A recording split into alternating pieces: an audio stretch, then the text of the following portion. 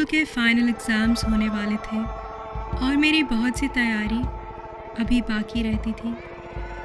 वैसे तो हमारे स्कूल की लाइब्रेरी 5 बजे तक बंद हो जाती थी, मगर एग्ज़ाम्स करीब होने की वजह से स्कूल ने ये फैसिलिटी प्रोवाइड की हुई थी कि लाइब्रेरी रात 11 बजे तक ओपन रहती थी, ताकि स्टूडेंट्स अगर चाहें तो लाइब्रेरी में देर तक रुके एग्ज़ाम्स की प्रिपरेशन कर सकें। मेरा घर स्कूल से ज़्यादा दूर नहीं था, तो घर पे स्टडी करने की बजाय मैं भी यही प्रेफर करती थी कि सुकून से जाके लाइब्रेरी के खामोश माहौल में एग्ज़ाम्स की तैयारी करूं। उस दिन 6 बजे मैं घर से वॉक करके एग्ज़ाम्स की तैयारी करने लाइब्रेरी पहुंची।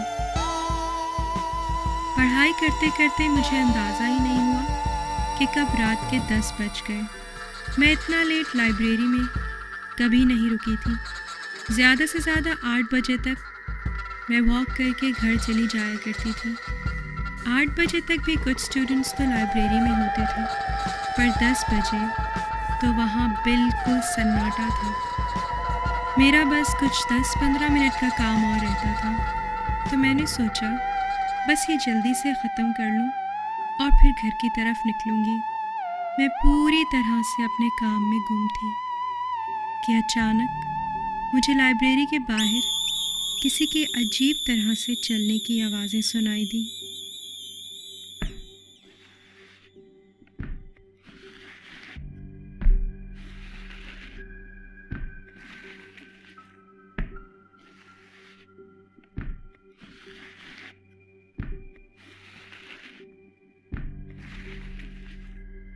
मैंने फ़ौरन अपनी किताबें उठाईं और तेज़ी से लाइब्रेरी से निकली।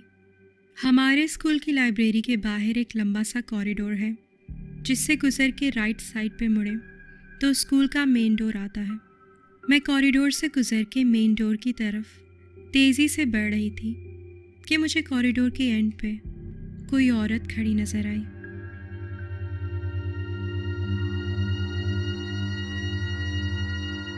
वो जो कोई भी थी, पर मैं जैसे जैसे उसकी तरफ बढ़ रही थी, मुझे एक अजीब सी डिस्कम्फर्ट महसूस हो रही थी। इस हद तक कि मैंने घबराहट में आवाज़ देके पूछा, कौन है वहाँ? मेरे ऐसा कहते ही कुछ ही सेकंड्स के अंदर वो वहाँ से चली गई। मैंने सुकून का सांस लिया और स्कूल के मेन डोर से बाहर निकली।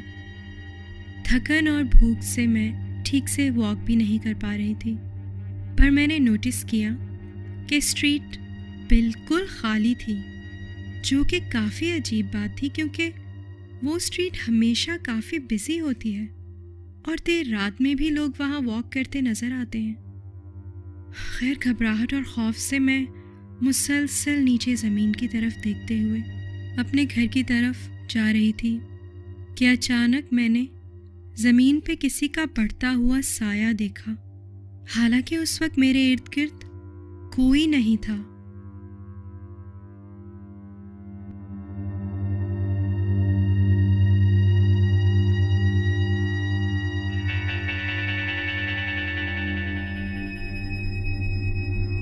जब मैंने सर उठा के सामने देखा तो मेरे आगे एक औरत चल रही थी।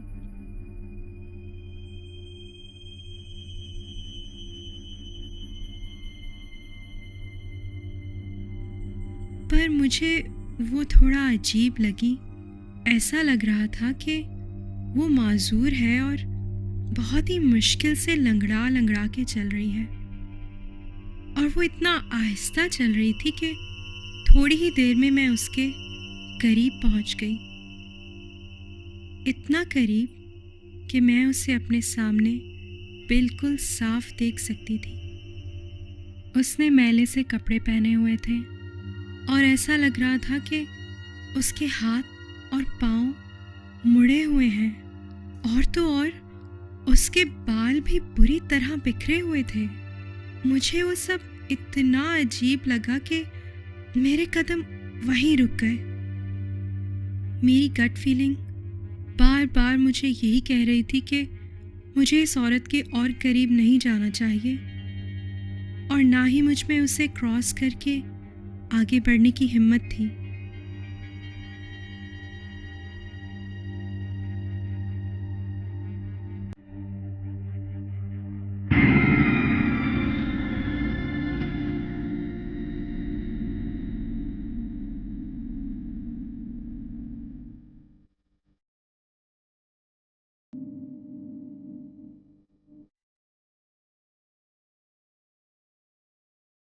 मेरी बेटी कहाँ है?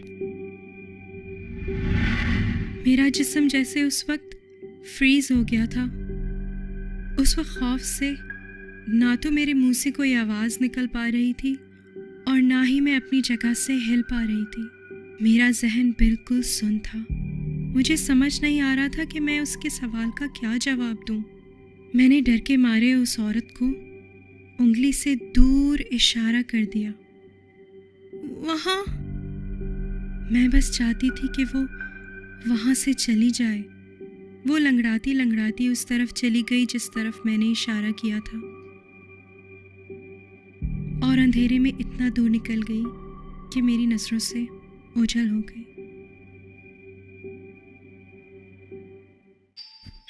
मुझे ये खौफ खाए जा रहा था कि कहीं वो औरत दोबारा मेरे सामने ना आ जाए, इसलिए मैं तेज़ तेज़ घर की तरफ दौड़ना शुरू हो गई।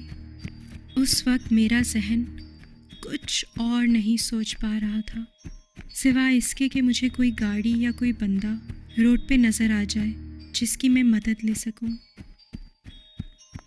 और फिर उसी लम्हे मुझे उस औरत के दूर से चीखने की आवाज़ आई।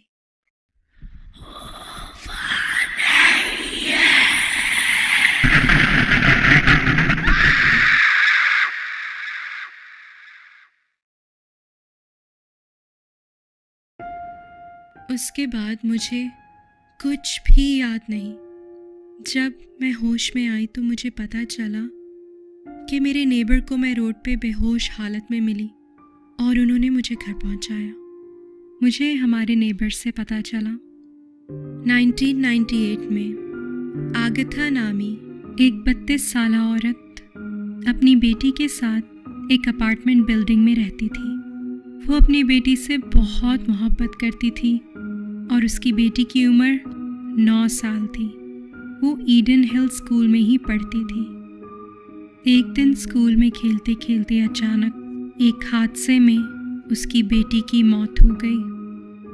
आगथा अपनी बेटी की मौत का सदमा बिल्कुल भी बर्दाश्त नहीं कर पाई और इसी सदमे में वो इस दुनिया से चली गई।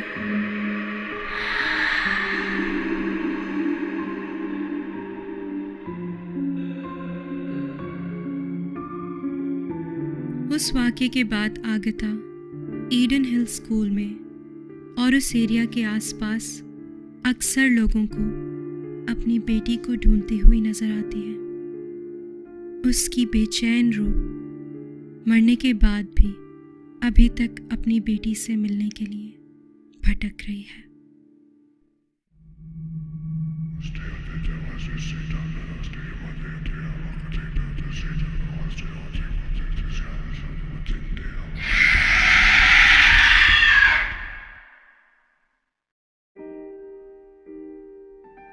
Hi everyone, I hope you enjoyed the story. Don't forget to comment and subscribe to my channel if you haven't already.